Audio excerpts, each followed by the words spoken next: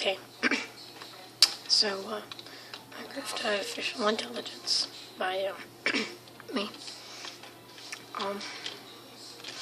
This is one version. This is the wait, so you can see it.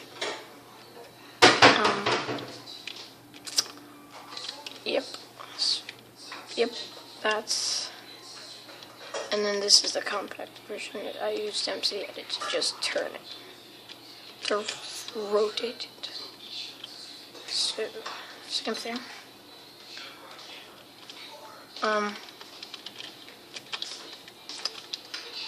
So as you can see, the actual thing is exactly 7 by, like, other than the wiring doesn't really matter. The actual thing is, so 1, 2, 3, 4, 5, 6, 7 by 7. Or, I'm sorry. There. So 7 by 9 by like 26 or 28. But it's pretty good, I'd say. Basically, if you understand,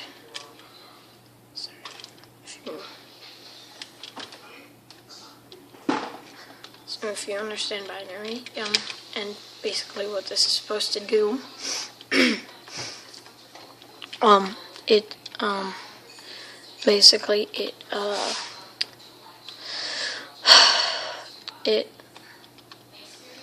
okay, so let me just explain it. It's pretty simple. It's a decoder.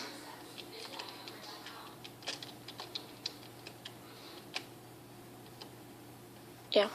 Sorry, just checking the redstone because, like, I don't know, fault proof. Anyway, so it's a decoder, as you can see, totally programmable, but that doesn't really matter right now. So, as you can see, it's first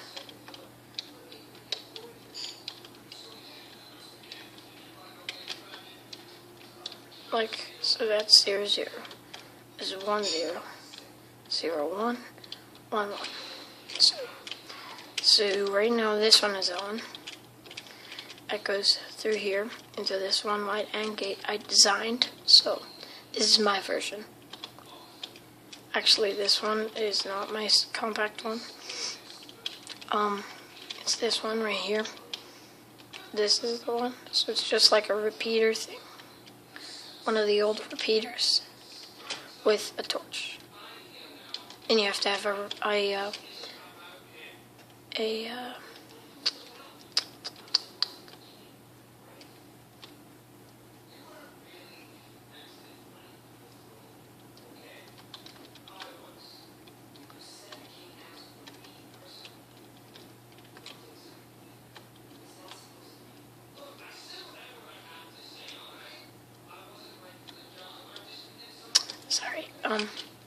so I'm just thinking. I think a lot. That's how I made this. Just thinking. T flip-flops. AND gate. Output. All the outputs just go into one. So, yeah. But that doesn't really matter because they're always the same. Well, I mean, that's not really true.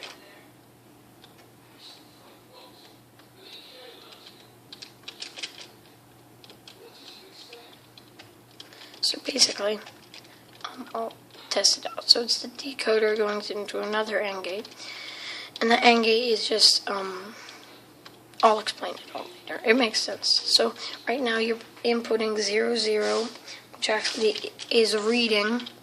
So let's say, and I already thought of this actual AI that tells itself if it's wrong based on memory, and it's a programmable memory, but those programs will be sensors, the inputs, and they'll be into like another decoder, or encoder, I'm sorry.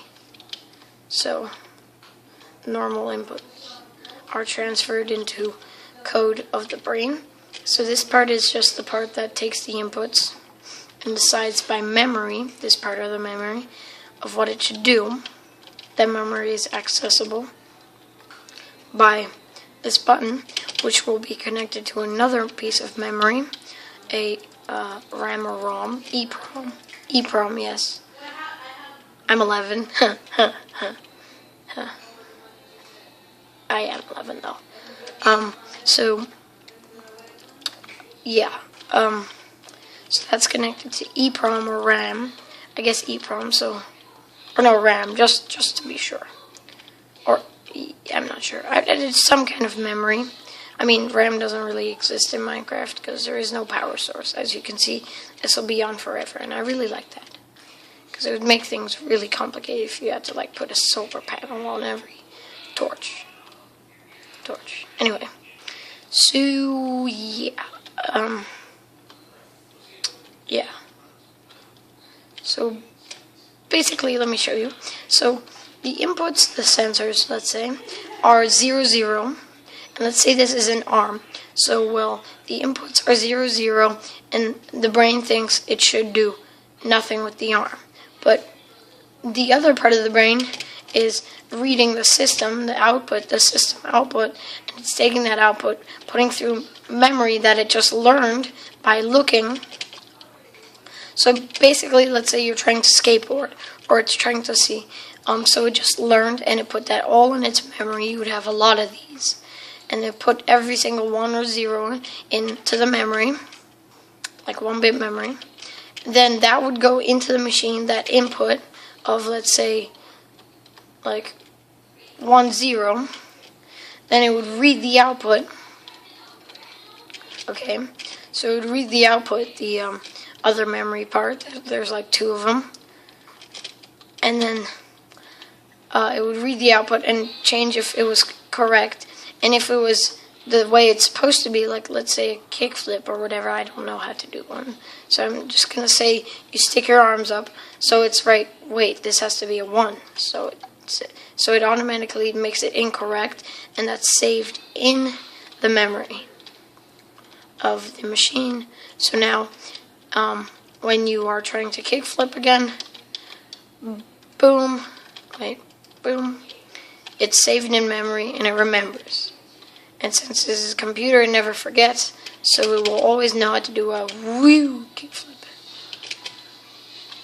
I mean, that was like the skateboard, like whew. Anyway, so yeah, it has total of, I guess, 4 toggleable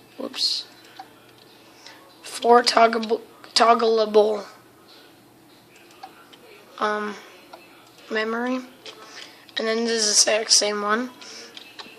So as you can see at that one over there, I do 1, flips, and then basically, so now that you know all that, oh, and 1 it's actually saved in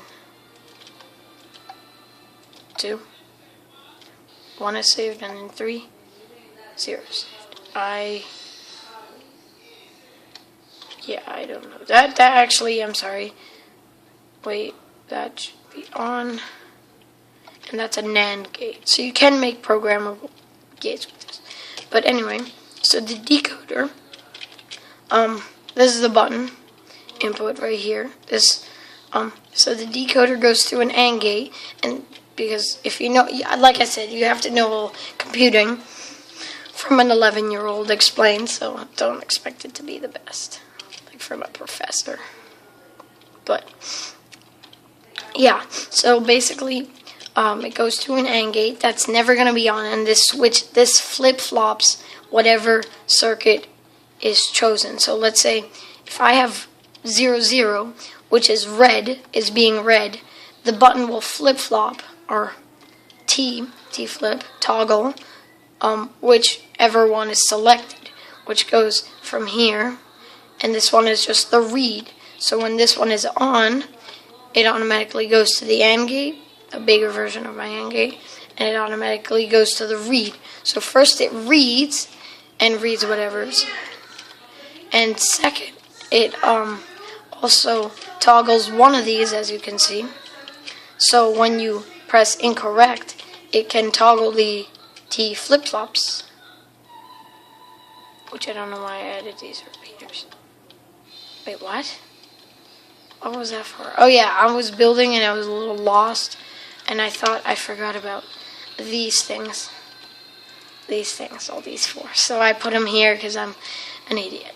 And I'm a 4-year-old. I'm not 4. Luckily, I'm not 4. Okay. So, yeah.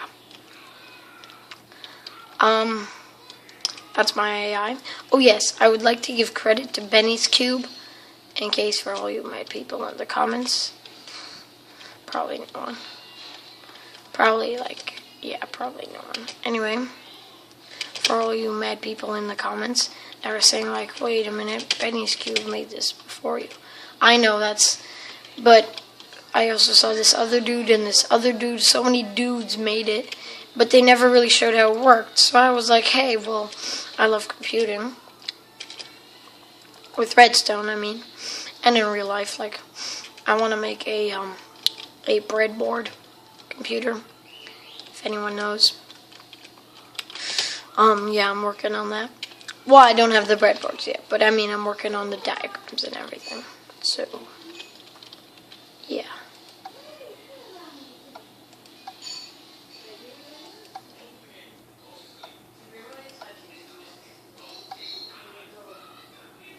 Sorry, I'm resetting everything. I probably should make something like that. Like this output goes like that. Okay. So, basically... Wait, what?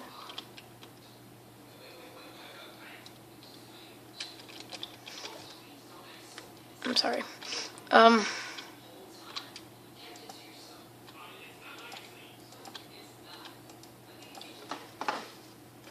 Yeah, I'll have to totally rework that. Because I'll have to move this back one. Or I can just take another comparator, like, out of here.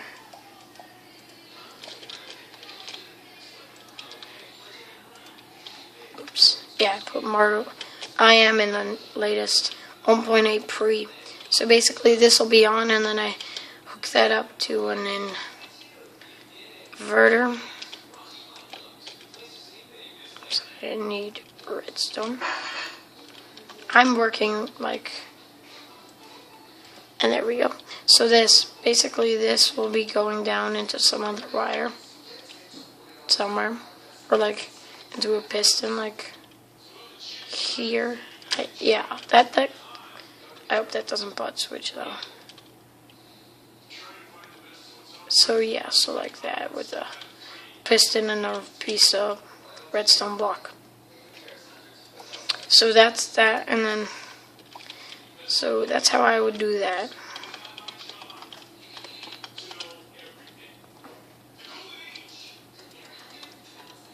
So,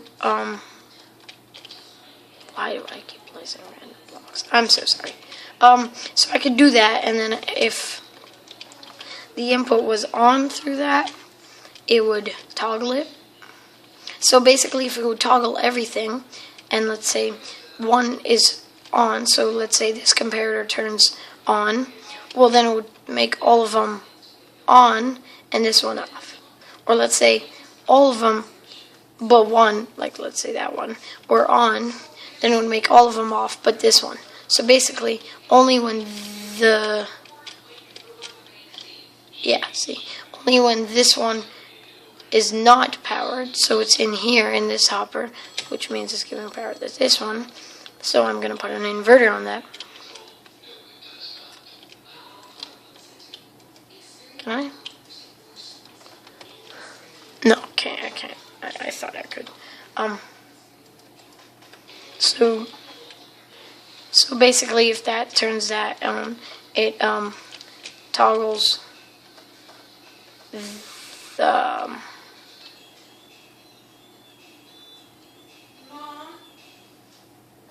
yeah, I'm totally going to rework that. But I'm not doing that because, I mean, a clear function, I mean, I don't think anyone's that lazy that, like, I can totally understand if there was 100 bits and I made totally like a brain out of this, but nope. Oh, and I do want to show you something. I find this looks pretty cool.